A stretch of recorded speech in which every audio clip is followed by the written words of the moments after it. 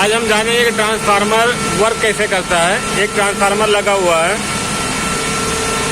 ये प्राइमरी है और ये सेकेंडरी हो जाता है। ये देखिए, ये प्राइमरी स्टेप और ये सेकेंडरी। ओके, ये इनपुट जो लेता है वो 440 वोल्टेज है, 415, 400, 230, 0। अब यहाँ पे अपने को क्या लेना है, इनपुट क्या मिल रहा है, उसी हिसाब से आउटपुट भी करता है। आउटपुट में 24 वोल्टेज है, ये देखिए, और 230 वोल्टेज है। अभी हम यहाँ पे दे रहे हैं 415 वोल्टेज।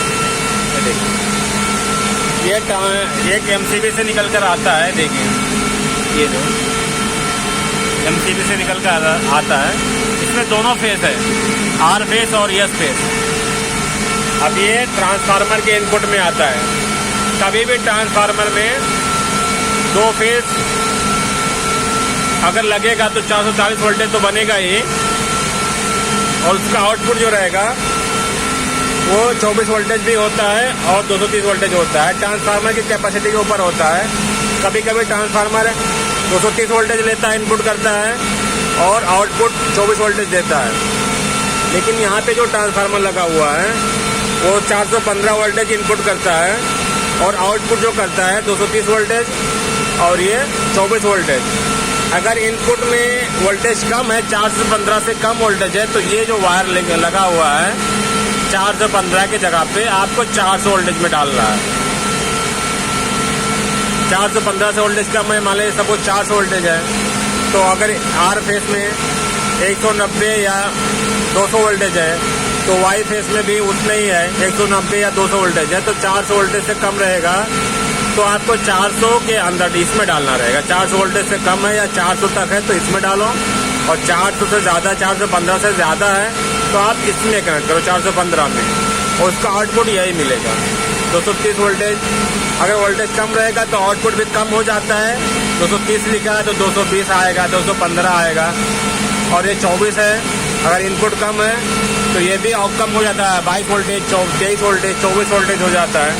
अगर ये वोल्टेज बढ़ता है इसका, मान लीजिए 440 वोल्टेज है, तो ये 25 वोल्टेज हो जाएगा, 24 वोल्टेज यहाँ पे, और ये भी बढ़ जाता है 230, 240 वोल्टेज हो जाता है।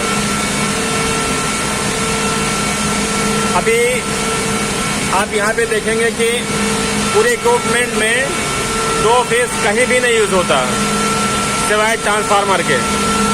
एक ट्रांसफार्मर ही ऐसा चीज है जिसमें दो फेस यूज किया जाता है। सिंगल फेस का भी ट्रांसफार्मर होता है, लेकिन अगर दो फेस का है, अगर आप देखेंगे कि दो फेस किस में यूज होता है, जैसे कंप्रेसर हो गया, कंप्रेसर में भी 3 फेस जाता है। अगर सिंगल फेस का है तो उसमें स्टार्टिंग रन कॉमन बन जाता है। अगर 3 फेस का है तो उसमें 3 फेस जाएगा। कोई मोटर है सिंगल फेस का हो सकता है, 3 फेस का हो सकता है, लेकिन 2 फेस कहीं भी नहीं यूज हो सकता। जैसे आप ये देखोगे कि ये फेस है, तो ये कहाँ जाता है, आप कंफ्यूज हो जाओगे। तो आपको तुरंत माइंड में आ जाना चाहिए कि ये अगर कहीं भी 2 फेस जाएगा तो वो सिवाय ट्रांसफार्मर के और कहीं नहीं जाएगा। कि ट्रांसफार्मर ये ऐसा एक जगह है जहाँ से इनपुट हम 200, 440 वोल्टेज भी दे सकते हैं, और 230 वोल्टेज का ऑप्शन है तो वो भी दे सकते हैं। उसका आउटपुट हम निकाल सकते हैं। ये प्राइमरी में इनपुट देना रहता है, और सेकेंडरी में जो हमारा आउटपुट होता है, जो हमको रिक्वायर रहता है, वो हमको मिलता है सेकेंडरी में। कभी उल्टा कनेक्शन कभी ना करें। सेकेंडरी में इनपुट जो पावर आता है कभी सेकेंडरी में नहीं डालना चाहिए, और ये जो आउटपुट पावर है वो कभी भी प्राइमरी में नहीं होना चाहिए।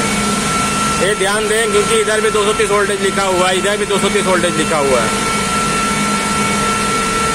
तो जो अपने को इनपुट पावर देना ट्रांसफार्मर को प्राइमरी स्टेप में होना चाहिए, और जो आउटपुट लेना है वो सेकेंडरी स्टेप में होना चाहिए। ये रहा एक ट्रांसफार्मर का इनपुट और आउटपुट कनेक्शन। जो इस चैनल पे नए हैं प्लीज़ इसको सब्सक्राइब करें, और जो पहले से जुड़े हुए हैं इसको लाइक करें और दोस्तों में शेयर करें। देखने के लिए बहुत बहुत शुक्रिया।